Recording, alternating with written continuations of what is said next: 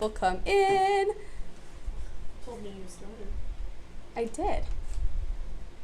Hi, Ashley. How are you?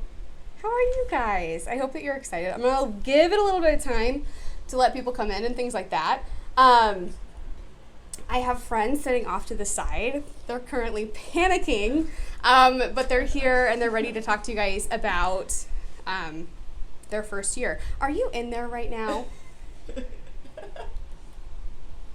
I should take your phone away. No, I won't do it during it. Okay. I would hope not. That would be weird. Okay, so welcome to Make It Right Monday. We're going to do an interview of two first-year teachers that just completed their first year. They worked with me, and unfortunately I coaxed them into this, and I feel really bad, kind of, but not really.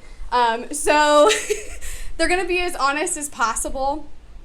Hi, John. Make sure, I'm going to leave the comments running while they're answering their questions, and it'll take them a little bit of time to warm up, but I promise they wouldn't be here if they didn't get along with me. So, you know, it's how it works. So what's going to happen is I'm going to leave the comments running. Give them as many hearts as possible because that is kind of encouraging, especially with your first time on. They're not going to answer any of your questions until they're done talking about their personal experience. I am not going to be on camera tonight. I'm going to be making sure that you can see them. Can you hear me now? Wait, you couldn't hear me? Can y'all hear me? Yes, no, can you hear me? Yes, no, I don't know. Can you hear me? Someone say something. Yes, thank you, terrific and third. Oh, is that Victoria? Hi, Victoria. So yes, okay, perfect. So I'm gonna turn it towards them. I'm gonna be off camera, you are gonna hear me, totally fine. But you have Allie and Kelsey, they're gonna introduce themselves. I'm wearing a shirt that says, Messy Bun Getting Stuff Done. And no, I did not make this one. I bought it from Rad and Happy, actually. So there you go. So I'm going to go ahead and get started. So welcome. Go ahead and give them hearts. Remember, they're not going to answer any of your questions until the very end. And I might pop in. I might not. It's totally up to you. So, well, thanks. Thanks, Mel's. I appreciate it. Garcia's here. So, but you can't call her that. You got to call her Mel's, just so you know. Mel's. Okay, we're good. It's all taken care of. Don't worry about it. All right. So I'm going to turn it around. I'm going to get everything squared away. Are you good? Do you want this back? Yeah, I kind of want that paper back. All right. So are you ready? Here we go. So I'm going to turn it, and I'm going to adjust it a little bit. But give them as many hearts as you can. There they are. Hi. All right. Oh, I just kicked it. Sorry. We're good? Yeah. Do you want it closer so you can read comments? No, I don't know. I can read them. Okay. Well, you have fantastic eyeballs. Is it primary girl Allie? No. No, that's is primary girl Allie. No, this is creative and confused Allie. And this is Kelsey, who doesn't have a teacher one. So, all right. So, here are your peeps. I'm going to be over here. So, I will talk to you guys. All right. So, how about you start with who you are and what grade you teach? Do I say my last name? Okay, I'm Kelsey, and I teach second grade. And I'm Allie, and I teach first grade. All right. So, today our biggest focus is like, what was it that you wish you would have known your first year? Like, were there things that made it hard, or like, after you got that phone call, what did you think you had to start doing? After I got the phone call, I called my mom right away.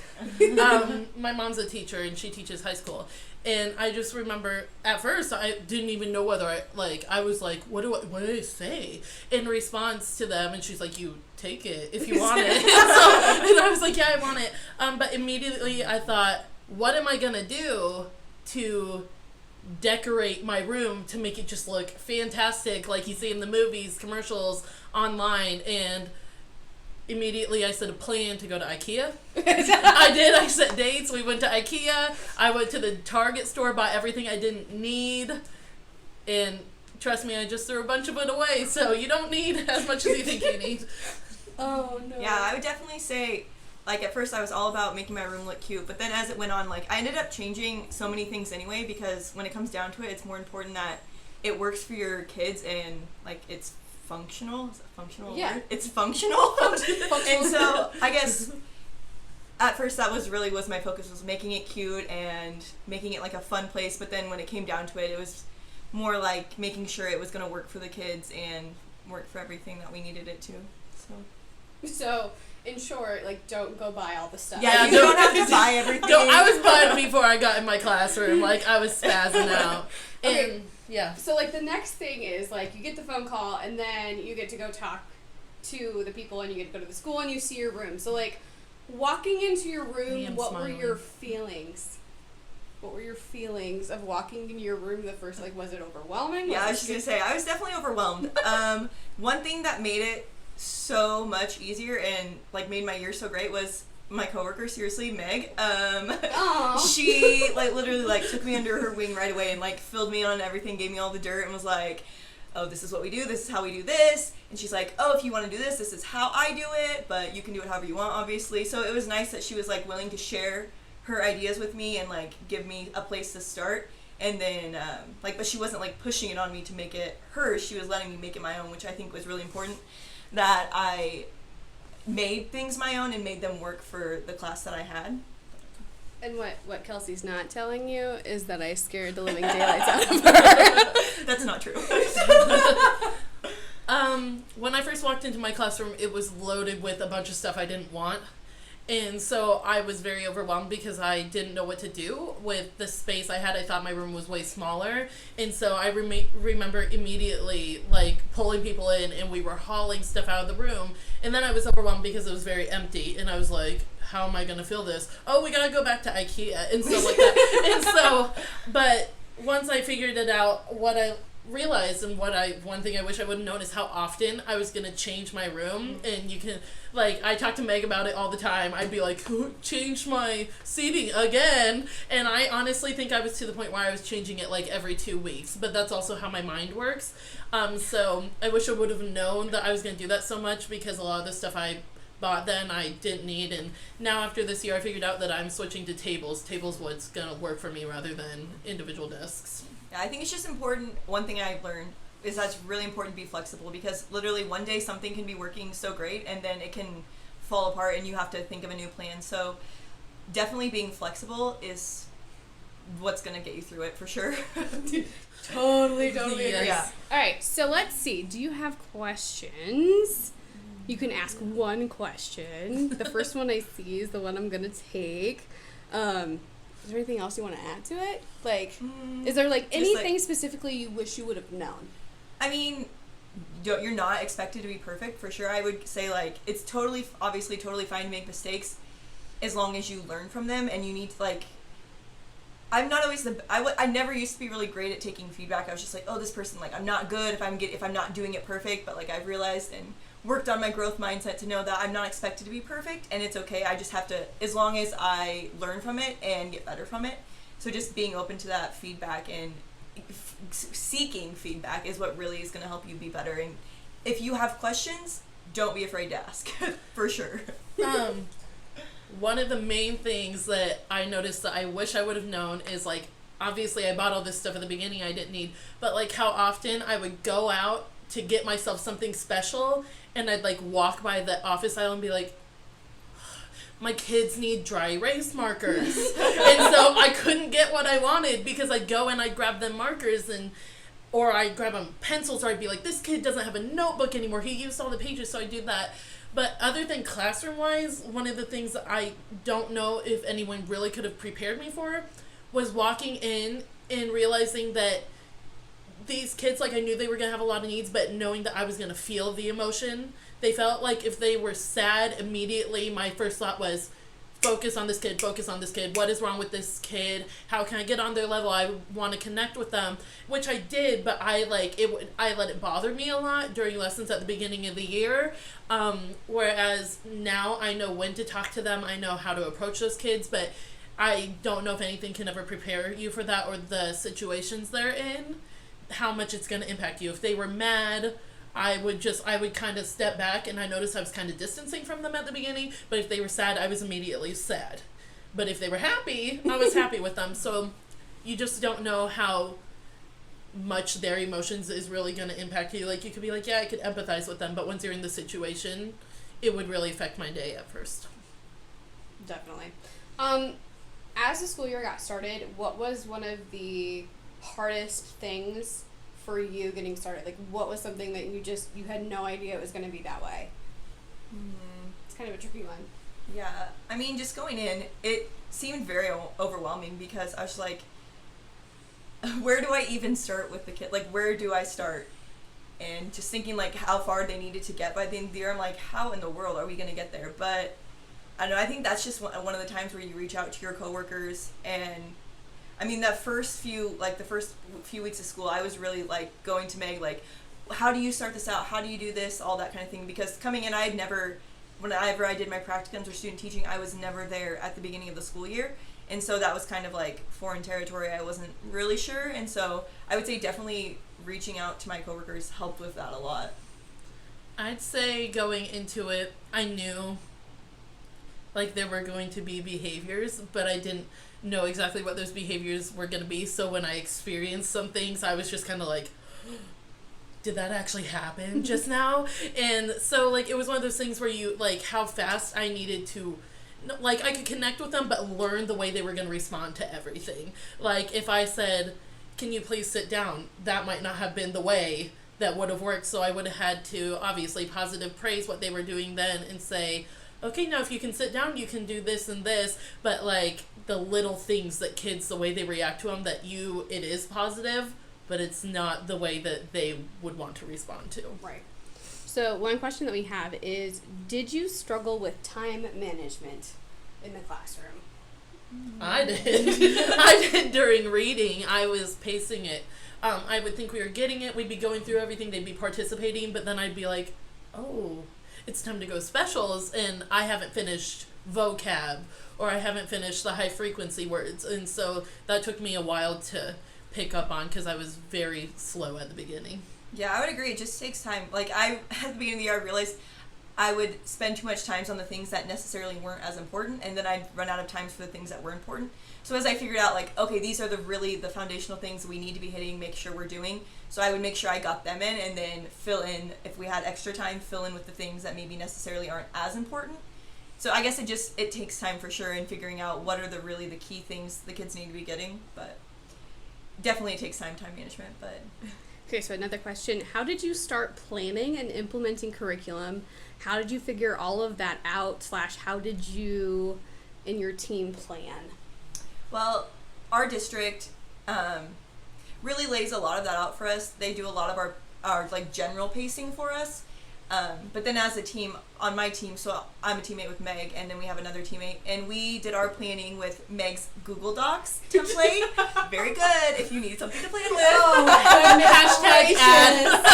Oh, she didn't make me say that. No, and we just kind of got together and, I mean, put our objectives down and everything. I mean, but like I said, the district basically paced for us, like, this is kind of where you need to be in certain areas and that kind of thing. And we do wonders and what do we do for math? Math expressions. Yeah. So I mean, it's pretty laid out, but I mean, we went in and just, like I said, kind of like pulled out the important things and figured out what we really needed to hit, and that's kind of how our plans went. But my team was very, very helpful with me for planning because, you got to plan for guided reading, you got to make all the plans. And at first we were doing this doc that kind of wasn't working. And then we had another colleague say, hey, you can do this running planning thing. And so we finally got that. And we split up, like I did math, one did reading, one did writing. And then we would come and meet together. And we already have plans for what we're going to be doing next year with our planning, but my team did really well in helping me know how to dig into it. And then we focused a lot on reading planning too for guided reading, and just it's amazing how sitting with your team, how much you can learn from them, because my team just had great tools for me to learn and were very insightful. So sitting down and instead of just saying, okay, here's what's for math, here's what's for writing, here's what's for reading, actually sitting down and talking about that content, because a lot of times you just want to spit it out and then go back to your classroom or something. But we sat out and we went through the content, and towards the end of the year we started looking deeper into math and how much more smoothly your lesson goes once you dig deeper is amazing. Yeah, and the planning can help with the time management, because if you are just kind of like looking at your lessons and not really like thinking about, okay, what's going to take time, what misconceptions are the kids going to have, like that kind of stuff, that's where you can really get into trouble with your time management, because something you thought just looking at it quickly would take like 5 minutes actually is going to take like 20 minutes because it's a harder concept or something like that. So really talking with your teammates, like asking them, okay, well, what did the kids struggle with last year? Was this easier for them? Or is there something that was more tricky to grasp? Things like that is important with your planning for sure. So one question that we had was, what do you wish college had taught you? Definitely more. I mean, I feel like in college, or where I went anyway, there wasn't a lot on classroom management. I mean, I still feel like I had pretty decent classroom management, but I mean, it's definitely, you have to, I mean, it's going to be different with every class. Different things are going to work. Different things are going to work with different classes. And so, once again, just being flexible and kind of, I mean, it's kind of just, you have to navigate yourself, but I'm like rambling right now. No, I it's forgot what I was saying. What was it? I forgot. College. We had a lot on classroom management, which is why I think I was pretty confident going in with management, and I also had a really good class, and they listened really well to me, so I didn't struggle much with that because I had so much of that class. But I think the one thing, like college, they're just like, yep, you're gonna go in here, there's your management, you've got these tools, you're gonna have to learn a little bit, but you got it. And like my college was like, yeah, make these big things, create these things, but like they kind of taught us that without thinking so much about the curriculum and how much we have to get in within our curriculum. So I felt like they like got my hopes up that I was going to be able to do all these fun and creative activities all the time. But like there's that content, you got to get in there, and yeah, you can incorporate that, which I learned how to incorporate that eventually. But at the beginning of the year, I was just kind of like, when can I do this? But I felt like my college prepared me pretty well. They did a great job. Wesleyan, but Another plug. Yeah, it was great. I loved it there. So I felt like they helped me a lot. But one of those things is they can never teach you what you are going to experience with those children. Like they can tell you, oh, these are situations you might experience, but you will never really know till you get there. Right. Another question: how do you best balance your teacher life and your personal life? Let's see. I mean, I feel like they always say like, oh, your first year you'll spend way too much time there. But I feel like I didn't have that problem this year. I don't know. I get pretty focused when I'm working and I get my stuff done. And I know it can really be easy. It can be so easy to get like caught up and spend a lot of time just like socializing at school, and that can definitely eat up a lot of your time. But what worked for me was that I would go to school early, and like not a lot of people come early. A lot more people, I feel like, stay after school. And I'm a morning person, so I was there early, and I got everything done in the morning.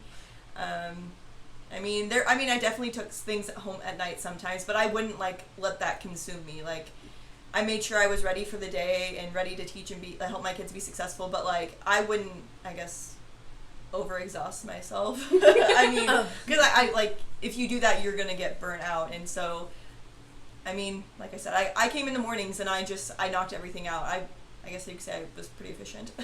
I did not come in the mornings.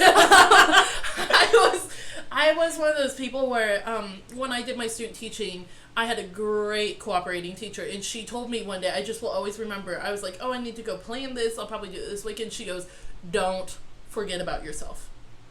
And she stopped and she said, don't ever forget about yourself. And so this year I learned that I started to do it on my own, like picking up stuff and putting it together. Like I would grab things and start to like pick it up as I was going, and I'm not kidding, 2 seconds later I'd destroy my room again. But I like would grab, and like on the last day, even my kids were doing a read and feed with popcorn, I started tossing things out, I started cleaning things up. So a lot of my stuff happened like almost during the classroom. Like if I'm teaching math and I notice this, I would like sticky note and slap it in on the next lesson, knowing so I wouldn't have to be like, oh, what was I gonna do? And then I'm one of those people where I would come in randomly, like one random day, and just knock out stuff that would last for like 3 weeks. I would go there. There was one day where I was there for 8 hours. I don't know why I do it. I just do it, but then I'm like solid for 3 weeks on a lot of my content stuff, and it's organized. So then I do have that time, and after school I would sit in the dark and just like lay there, trying to rest. And then I would let myself do stuff every once in a while, like treat yourself And my friend and I would say, treat yourself day, because she's a teacher, and we would go, we'd buy stuff. But I was very much, we'd buy stuff.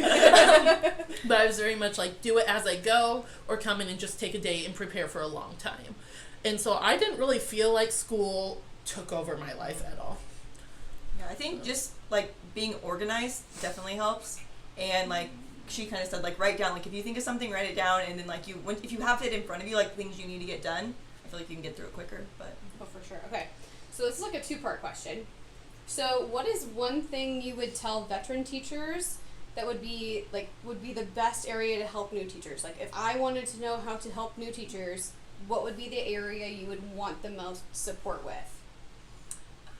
I would say probably just like getting to know the school like atmosphere and like what different things like the school like what's the right word? Just like the atmosphere and like the norms. Yeah, there you go. That's the good word. The norms of the school, because I mean, if you know, I feel like that's just something important. Like, I mean, with like reading and all of that stuff, you can figure that out. I mean, like it's there in front of you. You have the tools to like read it, that kind of stuff. But like the school norms, that's if you just try to maybe like figure it out on your own. I mean, it's not really written down, like you can just read it and figure it out by yourself. So, I mean, that's one thing that I know really helped me was just my coworkers telling me those things, like, oh, this is how we do this is how we do that, and like that kind of stuff. I'd say like almost like comfortability. But, like, I have severe anxiety. Like, this is pretty good for me to be here in this moment and be this fine, because Lord knows if you were there for the last time I was on it, I just, like, would... Yeah, you lean out of it. But, like, I have really bad anxiety, and so one thing I appreciated, and I hope they continue to do, is just, like, the way that they approached me. It was so nice, and they were always willing to help, and I like that they were always willing to help, because if I didn't know how to do something or I didn't understand, I would shut down and I'd get quiet and I'd just like beat myself up over it and try to figure it out.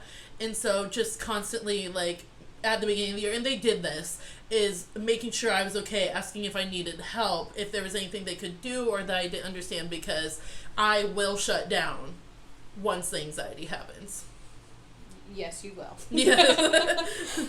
Okay, so next, did you have mentors? Yes. I did. We have a great mentor program in our district. What was one? There was another question. Was there something that you're excited for next year? I'm excited to redo my room, because after this class, like, my class was great, but I just saw all the things that could have been better, and so I know there's gonna be a solid like week where I'm coming in and I'm like basically like it's morphin' time with my room. But, like, my students were mad once they figured out what I was going to do, because I kind of, like, talk under my breath all the time to myself. And so that's probably what I'm looking most forward to, is just all the changes I can make to better myself, better the classroom for the students, make everything work more efficiently. Yeah, I would agree with that. I mean, I'm just thinking, like, where I started at the beginning of the year last year, and, like, just from one year, I feel like I know so much more. So just starting with a new group with all the things I learned from last year, I think I'm just excited for that. They say that you don't seem anxious. You're doing great. Let me see here. If you could change one thing about your first year teaching, what would it be? Oh boy. She would change who her partner was. I would say. I would have come in earlier and taken my teammate's classroom with all the windows. No, but I don't know what That's hard. Is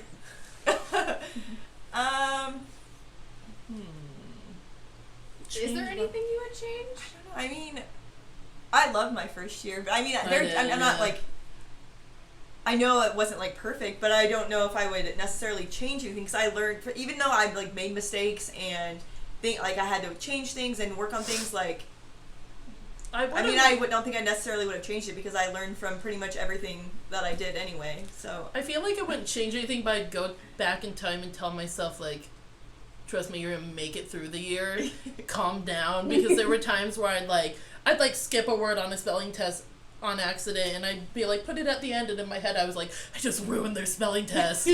Like, they miss them, it's because of me. And so just telling myself to calm down, that you're gonna be fine. Like, the kids liked being there, you're good. What would be one thing you would suggest that all first year teachers have? Ooh. All first year teachers. Allie, you can't say IKEA. It was a great thing. Half my room is IKEA. Let's see, something I love. I love my magnetic letter trays. I didn't have those to start the year, and they're like, you like need them. Like, Right.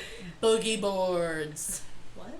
Boogie boards. So, one of the things I noticed with my kids is I had some in my guided reading groups that really just like I could not get them to focus during the word work, and so I went to Sam's Club and they had these things called boogie boards. Oh, I know. On sale for like $10 each, and they're normally like $25. And what you do is you write on it, and it looks like a tablet. It looks like an iPad, and they pop out this stylus from the side, and they write, and it shows up like lime green, and they push a button that looks like the iPhone home button, and it clears it. And the engagement I got from the kids was amazing after I switched, because they wanted to write on these, and I gave them a reason to write on them. Like, we're gonna practice this word, and so that was one thing I really loved. Where do you get boogie boards? Amazon. I got mine from Sam's Club. Like, at the beginning of the school year, I'm not kidding, they had hundreds and hundreds, and they were on sale one day for some reason for $10, but I think they were regularly like $20 there. But they were worth it. I just got enough for I got 6, because that's about how many kids are in each group, but it was just super worth it. Okay. How did you guys go about applying for jobs? See, well, I knew where.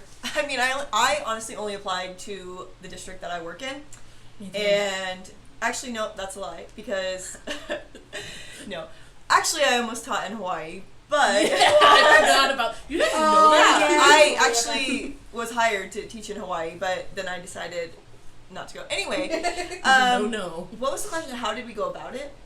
How did you go about applying for jobs? Like, Yeah. My what college website helped that me. you used, or Okay. Well, I guess I'm not probably I really only applied to the district that I work in, which is in. Can I say what it is? Never mind. Nebraska, a place you can in say Nebraska. Yeah, a place in Nebraska. You can say Lincoln. Lincoln, Okay, so Nebraska. in Lincoln. No, in Lincoln. So I just applied to the school in Lincoln, or the schools in Lincoln that I wanted to teach. Like, I didn't do applications everywhere, but I mean, in Nebraska there are like several sites where they're like schools will post their listings. So I guess I don't know, in other states I don't know if there's things like that, but I'm sure there's somewhere where like a what's the word I'm looking for, like a in general, that's not what I want to say, but What?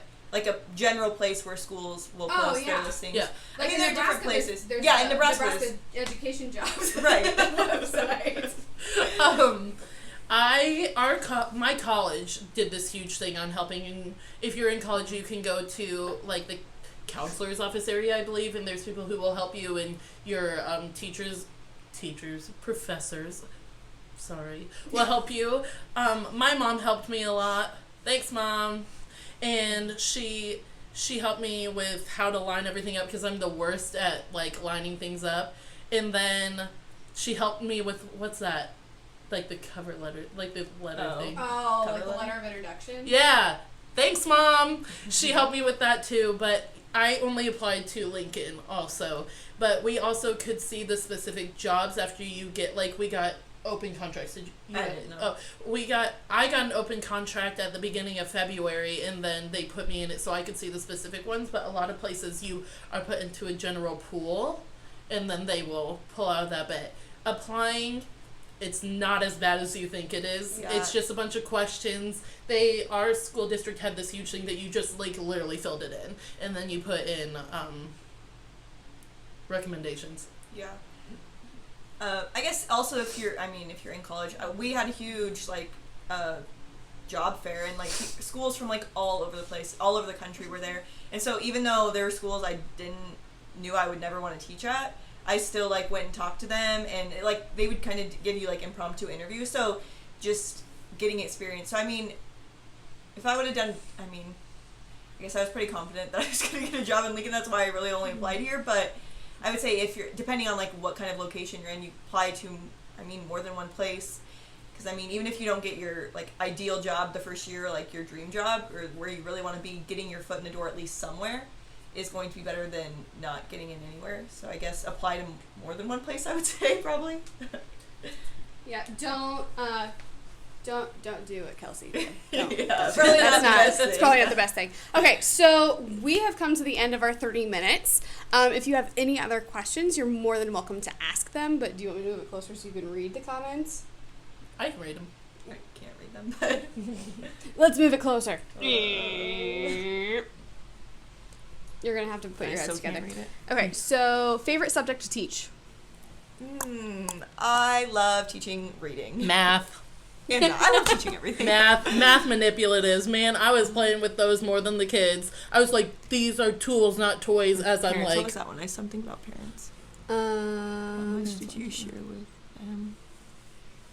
how much did you share with them every day? With parents, I think it's just with parents, it's important to like share positive things like right off the bat with anything positive you can find. That way, you at least get a relationship. And if you know later on, like, oh, I'm probably gonna might have trouble with this kid or that kind of thing, or I'm probably gonna have to contact them later about things that might not be as positive. Definitely reach out and give them positives before you ever have to give them something that maybe is not as positive. But I think it kind of just depends the type of school you're at too. I mean, some places you're gonna have really high parent involvement and they're gonna want to know like everything that's going on. In other places they're gonna be like more trusting and just kind of like, you know, I trust you to do your job kind of thing. It just really depends kind of on the parents. So I think you'll be able to kind of go off the vibe you're getting from them, but definitely reach out to them and try to build a relationship. most of my parents were there after school, and like it was to the point where I would talk with them like 10 minutes past when everyone else was in. But if that's what you need to do, it's what you need to do, so that they know that your kid is important to them and that you're willing to do anything for them. So I talk to the parents probably every day. Most of the parents, at least half of them, 3/4 of them, I talk to them after school. And they, like, once you build that relationship with them and they know how much you care and everything, it's really smooth sailing, and they're, a lot of times they're very willing to accept that constructive criticism you have. So they want to know your favorite apps to use. Class Dojo, I use that regularly. A timer app. I use the iPads all the time. Like, I never touch my computer. I didn't use that many apps, so like I'm trying to even think what I use. The attendance app. What? There's an attendance app. We have an attendance. Why would you do that? Because it's an app on my iPad that I can use. I use everything on my iPad. Yeah, but you're first grade. You have iPads. We have Chromebooks. Yeah. So ours is a little bit different. We use Prodigy. Yeah, Prodigy. That's a really. Oh, I that's thought you an were talking awesome about math my game. teacher one. No. But, Our apps, we use Lexia. Yeah, Some oh, true. ABC thing. ABC, yeah. Funniest teacher fail I'm trying to moment. think about that. Teacher fail. I know every time I like tripped in front of my kids on my cord. I have one. I had a student, like, I love to joke with my kids, and like the school knew that. Like, my kids and I, we just had a good time together. And there was one that she kept looking at me purposely to make me uncomfortable. She like, I would be sitting there and she'd turn around and go. And so I finally one day was like, I'm not doing this anymore. And I stood up and I like pretended to chase her, and she ran and she fell backwards into a trash can.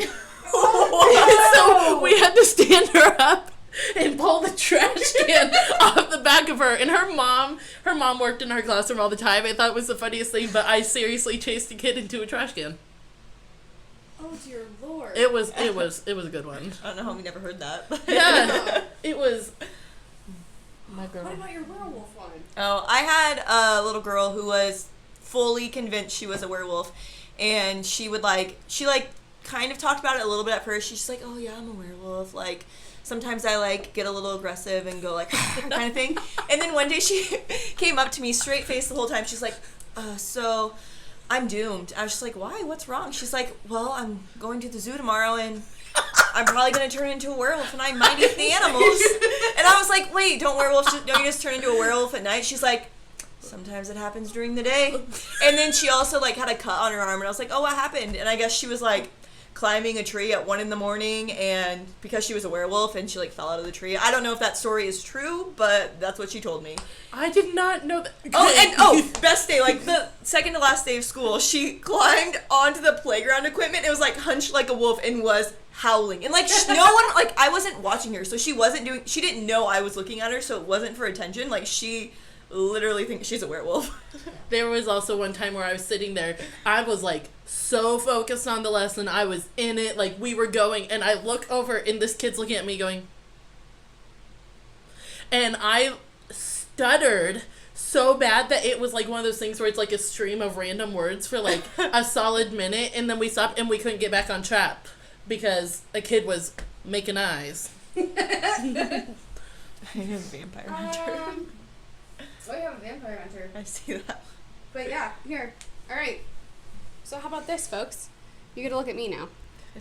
So I want to know, did you enjoy this? And would you want these ladies to come back? So leave a comment, send me a message, whatever. Thank you so much for being here. You guys did great. It was awesome.